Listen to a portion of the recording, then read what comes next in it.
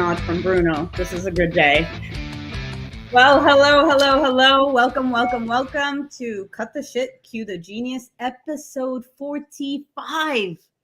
Whew, that's a lot. We have a very special guest genius with us today, Adam Parry from across the pond. And Michelle, Bruno, and myself, Liz is behind the scenes taking care of her babies and of herself, because that's what we do, family first. And Adam, welcome to the show. Thank you for having me on. Of course. And we cannot wait. It's in almost 3 weeks there, and you are bringing Event Tech Live, which has always been in London. And now it's going to be in Vegas, April 26th and 27th. And we are super excited that you and the team are coming.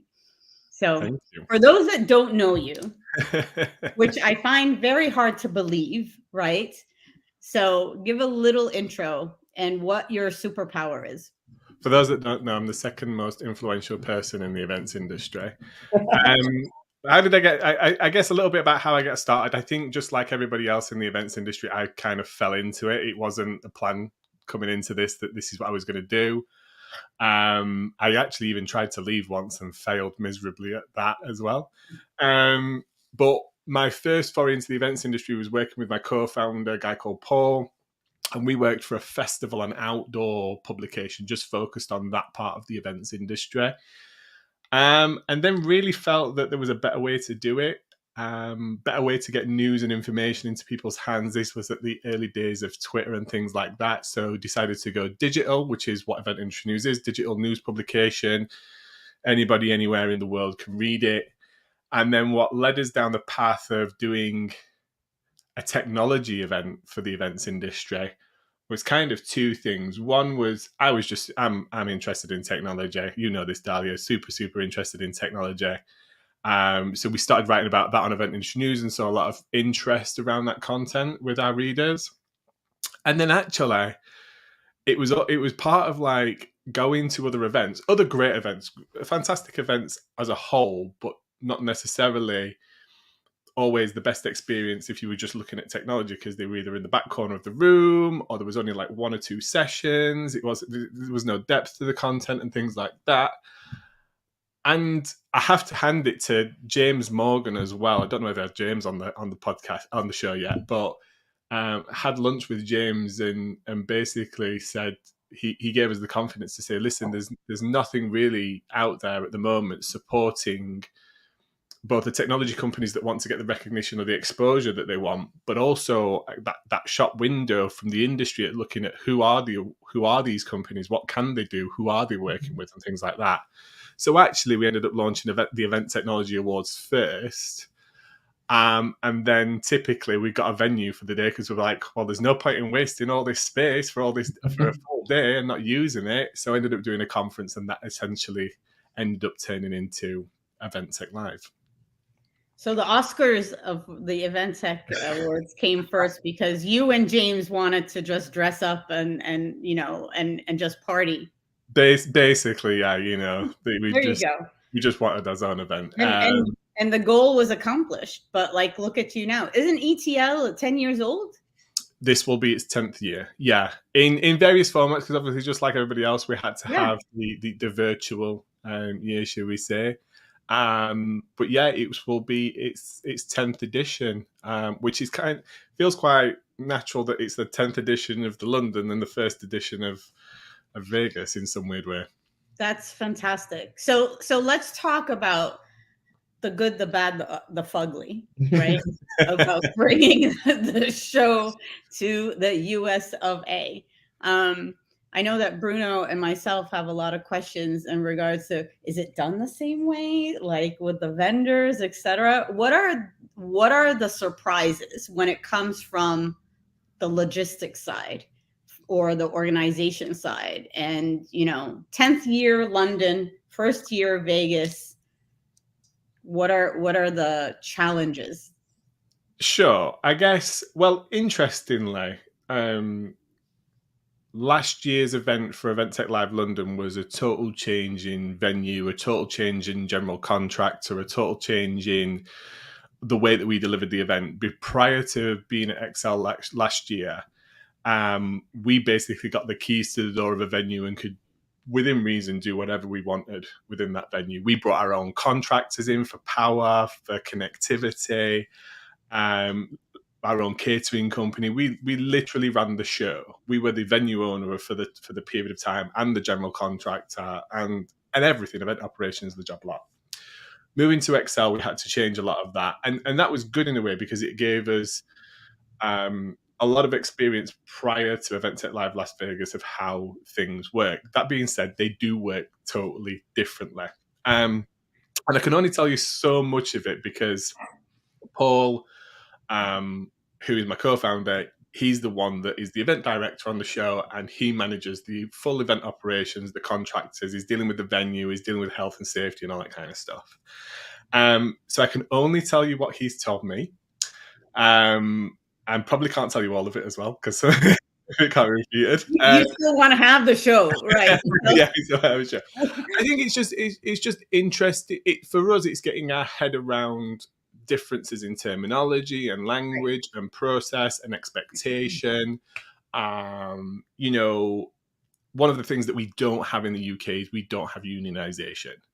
You know, and clearly what we're seeing is that has a huge impact on the cost, not only to the organizer, us as the event owner, but also the exhibitors and the people that are funding the event to happen, right? Mm-hmm. And I'll give you an example of this.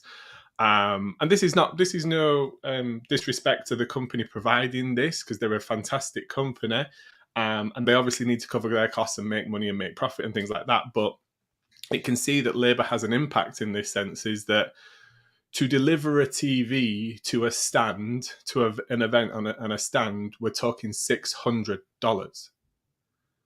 Now, everybody, the delivery, just the delivery, not just the rental.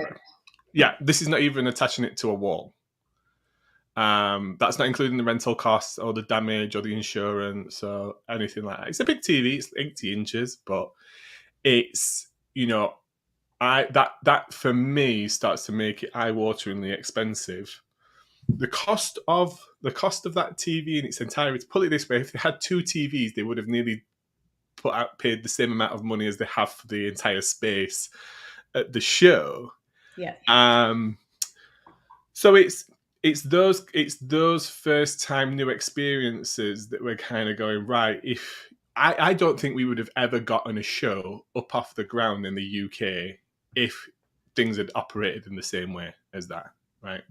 Mm-hmm. It just would have made it far too expensive. And as a technology show, people want also technology to showcase their technology, right?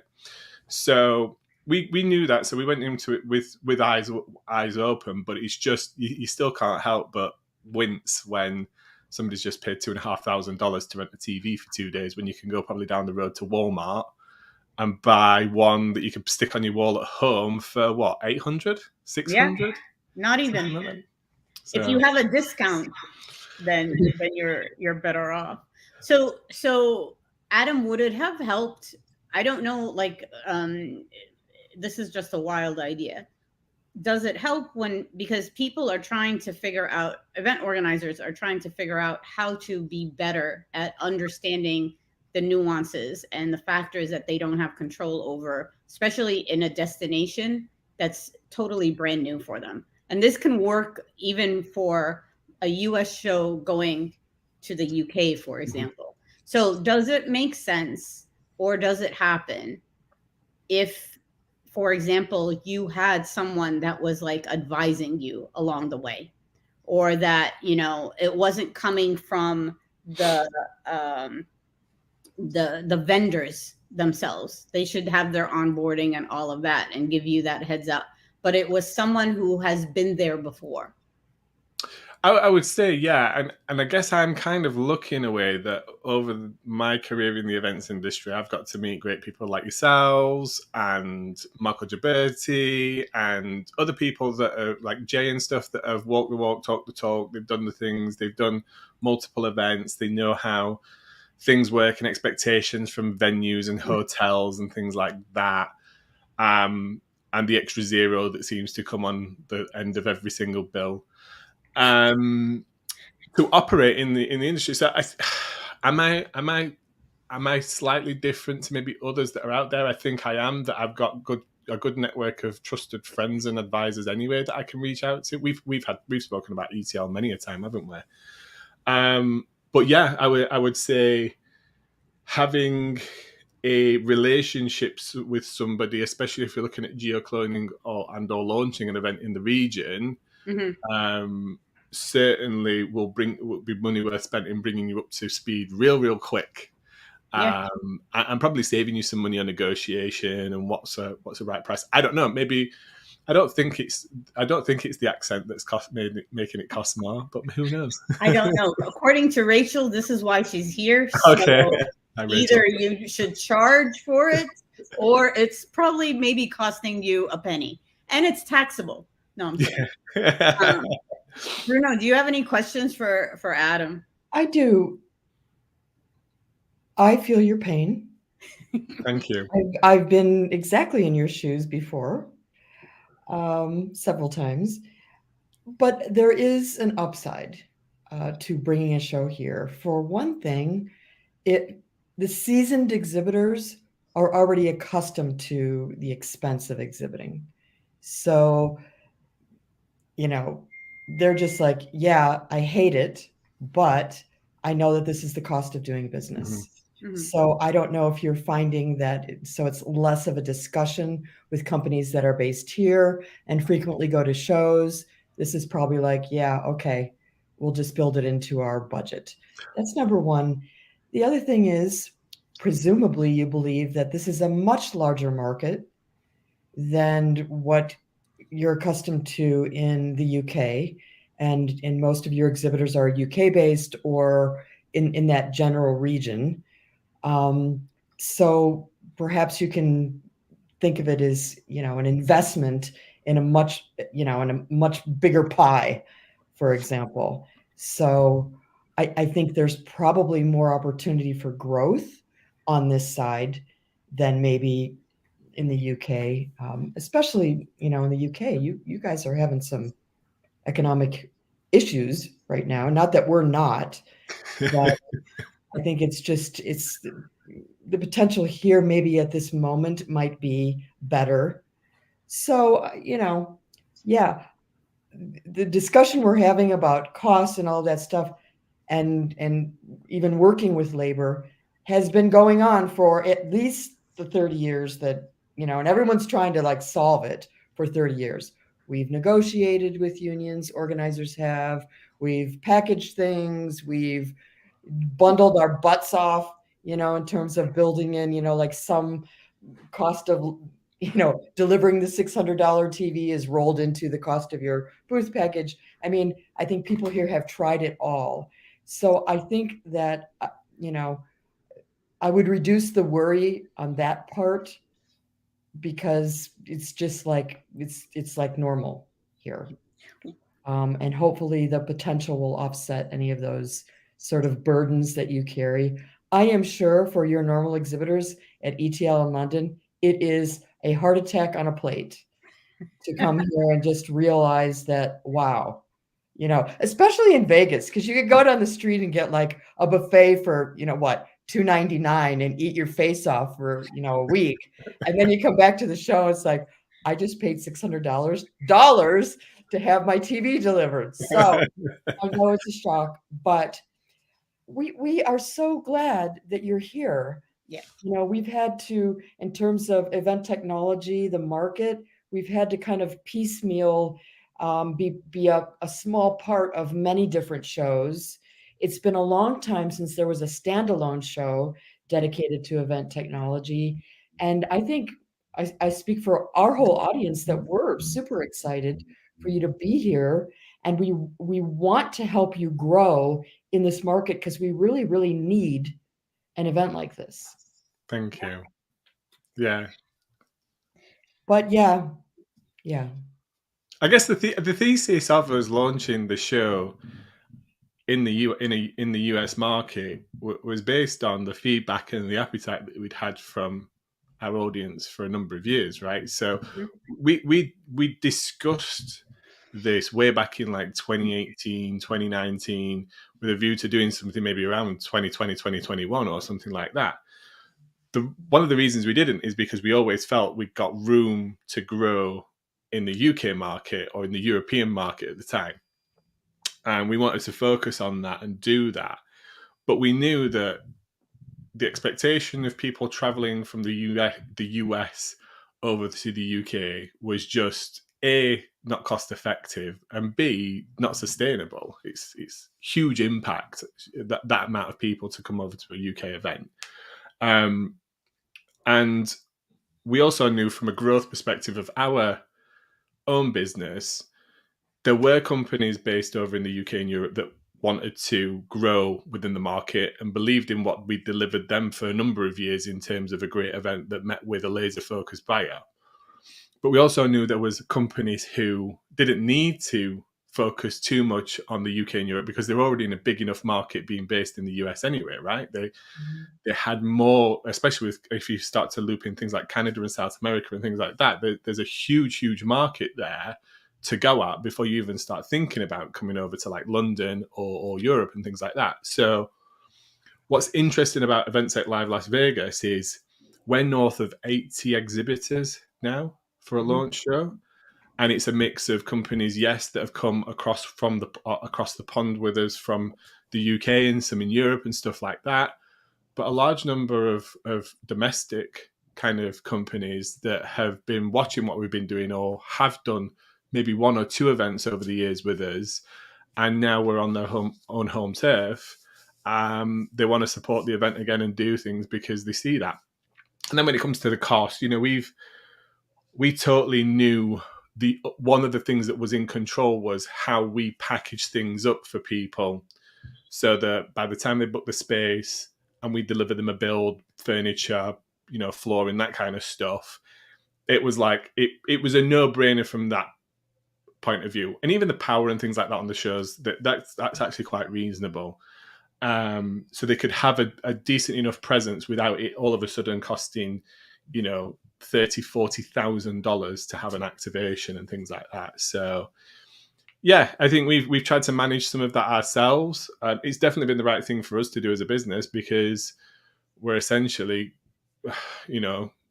probably by the next year's event, we'll have matched London in revenue and things like that. Do you know what I mean? So, and I've said it for a while. I do believe if we get this event right and the appetite and the audience is there for it, and over the next couple of years, it could easily be the bigger of the two events. The major difference is it's a lot easier for people to get to London than it does seem for people to get to Vegas. In the grand scheme of things, right? Like the UK is what, the size of Texas or something like that? Yeah.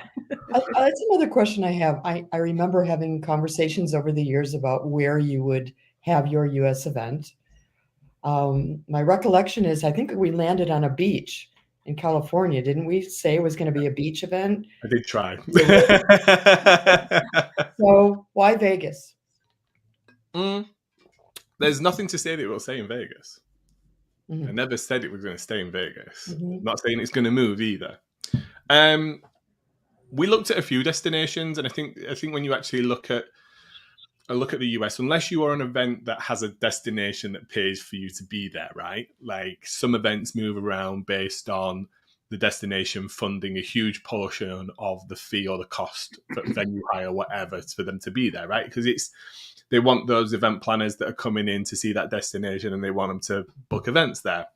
We're slightly different, although our audience is event planners, event marketers, brands, agencies, corporates. It's not necessarily the person booking the hotel or the venue. It's other departments. So I don't think we're as attractive to that. But when we look at the US market, there are only really a few major event hubs that you kind of go to. That is Florida, New York, Las Vegas, and maybe somewhere on the West Coast, LA, San Fran, that kind of area.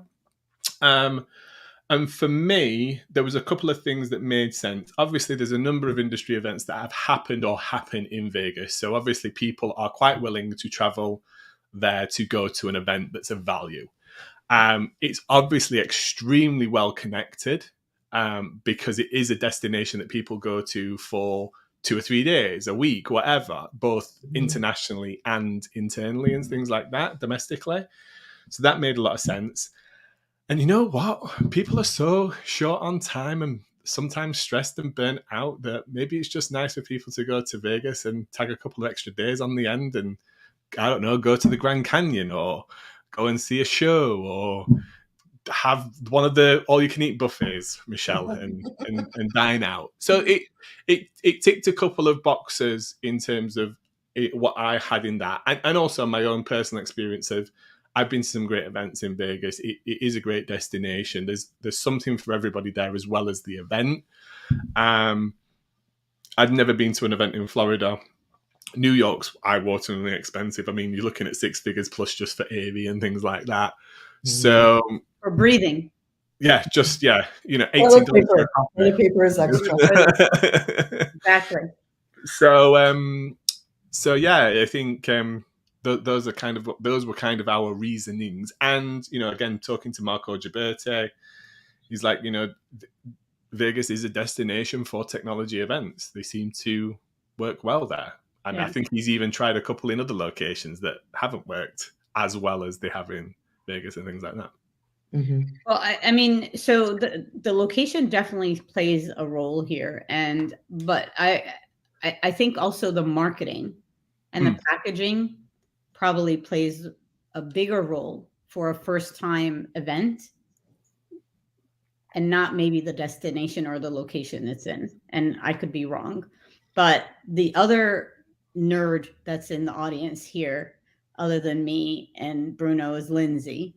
And we want to know more about the packaging and the pricing and how creative you were in regards to getting either companies that know Event Tech Live from the UK, for example, or like you said, brand new ones that actually came out from somewhere, because we haven't seen them in a long time. I looked at the list and I could name it a couple of names, but I'm super interested to know, like, how did you design those packages to entice them, especially for a first year show, and everybody is operating from fear right now, spending money on events that they don't know, spending money, period, going to events, period, all of that good stuff. Way to make them feel comfortable, Dahlia.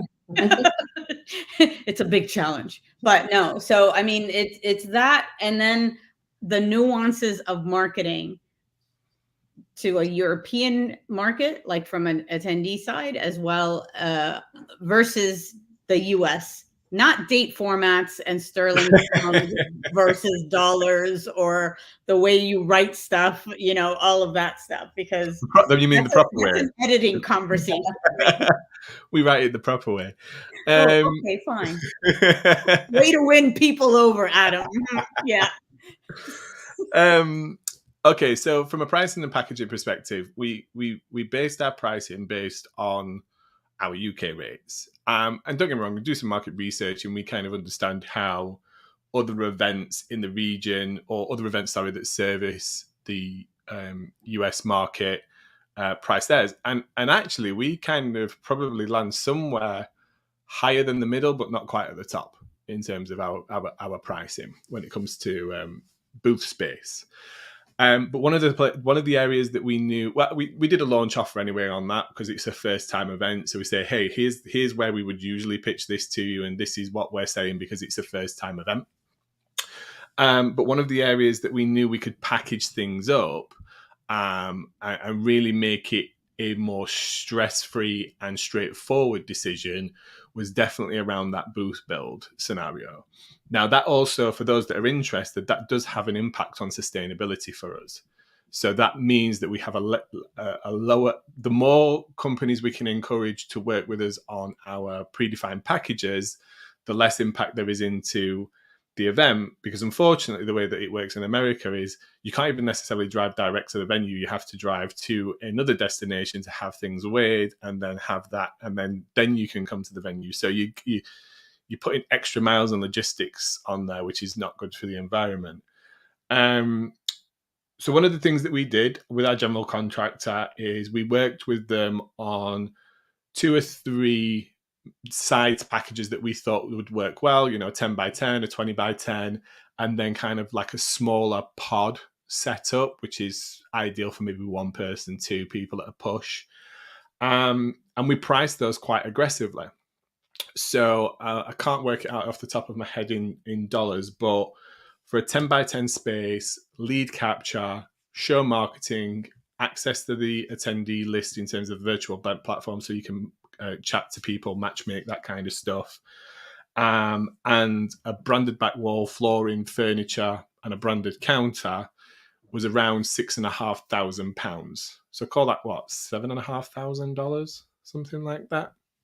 I don't do conversions, but we'll take your word for it. So just probably around $800 a square, not a square foot because that's wrong, a square meter. So and that seems to have worked well, because not only is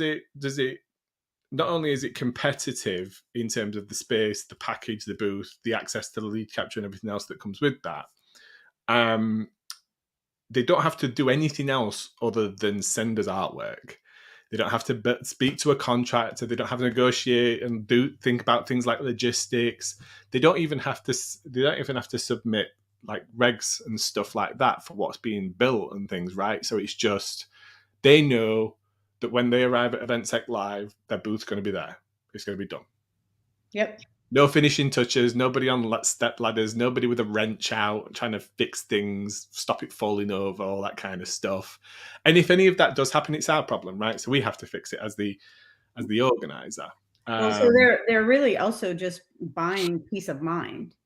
Yeah. So than anything. So one point of contact, and we've got a couple of companies that are doing things, Stover, Hubalo, those kind of organizations. They're building their own experiences and things like that, and they'll look amazing, I'm sure. But I don't think anybody else will look out of place, because everything, and this is the model that we've tried to adopt in London as well. And one thing I can say as an organizer, although I've always thought Event Tech Live has looked great, it streamlines it and it polishes it all off when people have got a proper build. It makes the show overall look better, and we definitely wanted to use as little pipe and drape as possible on the show. The fugly pipe and drape, you're talking about the fugly pipe and drape. There probably will be a little bit around the perimeter of the event just to box it off, but as far as people spray paint it, no, I'm kidding. You can do whatever you want. I'll give you the fine though from whoever put it in place when they come and collar us. Bruno, you have a question? I'm just sitting here. Are you renting a car? Because, we drive on the other side of the road. And I just want to be prepared. I can do that, and I can drive a stick shift as well, Michelle. So. There you go. We've even got a car park at the venue if you want to drive. I've even been working out for our exhibitor masterclass that's next week, like how long it is to walk. If you do want to get an Uber, it's 2 minutes. I mean, that's up to you. No, I'm good.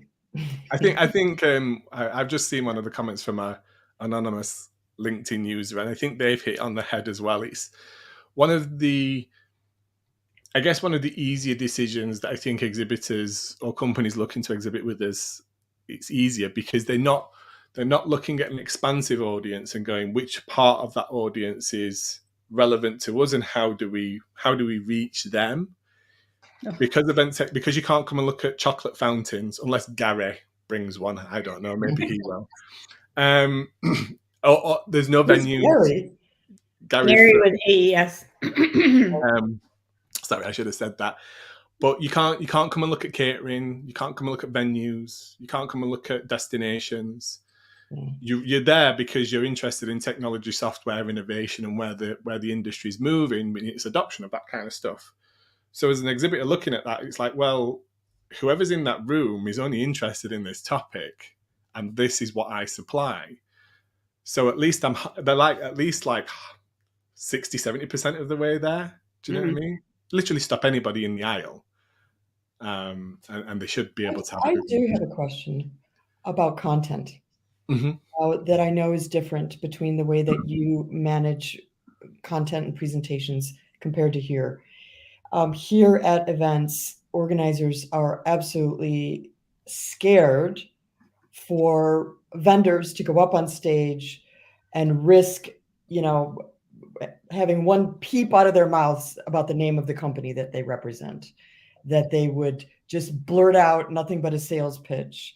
That, there's such a sensitivity around allowing exhibitors to present on topics. And you don't feel that way. No. So why not? And what do you do to actually, if it's required, control presenters from being very, narcissistic about their products and their everything, which Sure. they're not. They come up there and actually deliver really interesting information because they know it better than the audience. But that doesn't happen here. So how do you do that? I guess, well, first of all, we trust them. They do go through a process with us of submitting what they want to speak about at the show, and what the audience is going to be left away with, and that does go through a process. So, of the sessions that we have had scheduled for Event Tech Live, which I think there's somewhere in the region of 60 for this event across the 2 days, we had north of 150 submissions for the event.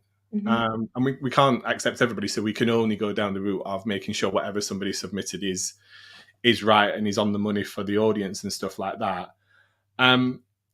But here's a belief I have. Unlike other topics in the industry, which you could go into that are very focused on other things from community or sustainability, even management, project management, that kind of stuff. The one area that the industry is still lacking in is knowledge and experience when it comes to implementation of technology and doing it in the right way. Even me as an organizer, I currently organize 2 events a year, which means I've only got 2 opportunities to get it right. Some of the larger companies have got teams in place and they're better. But companies like Grip, Bizzabo, others in the room, C-Event, whatever, they're doing thousands upon thousands of events a year. So they're kind of seeing really rapidly what works and what doesn't work.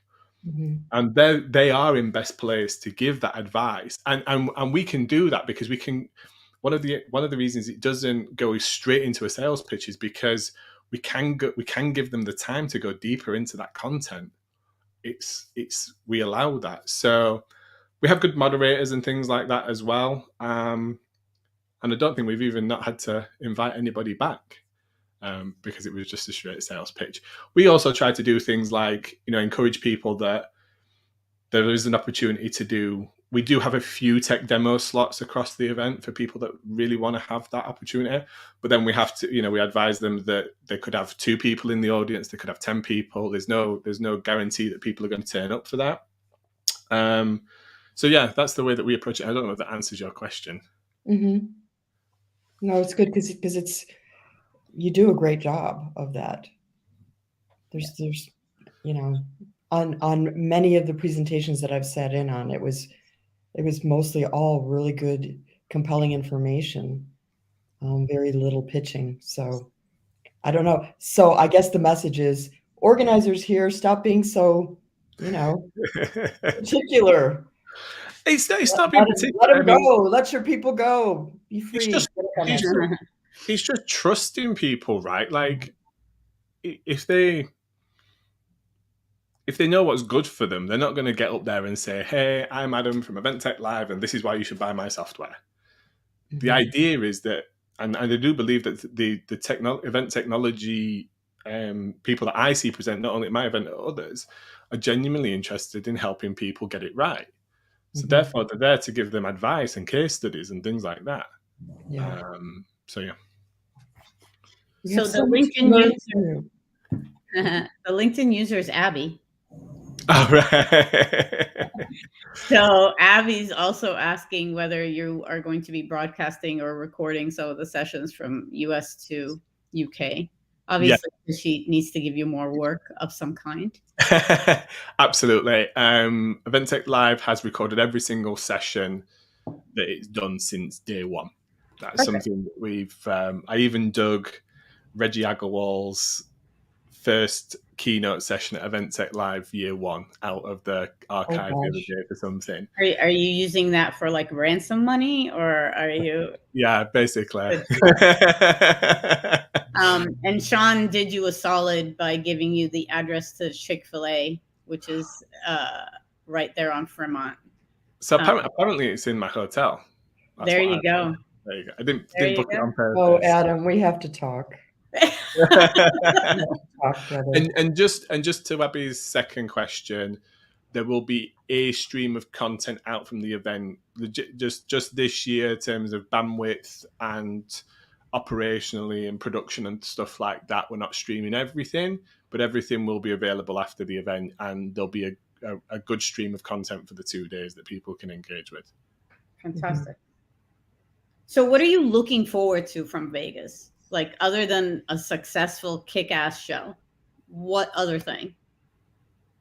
I think the experience, the new experience, right? Like, after 10 years, EventTech Live's become very comfortable.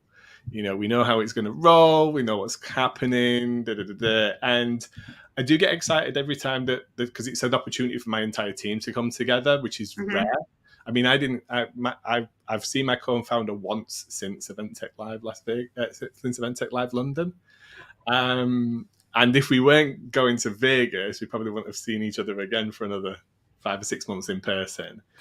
I'm just looking forward to it being a new experience. I'm looking forward to hearing the feedback. I'm sure there's going to be things that people think are amazing about the event. I'm sure there's going to be things that people think we need to do differently, things that people think we've got wrong. One of the new things that we are doing this year for the first time as a trial is a hosted buyer setup.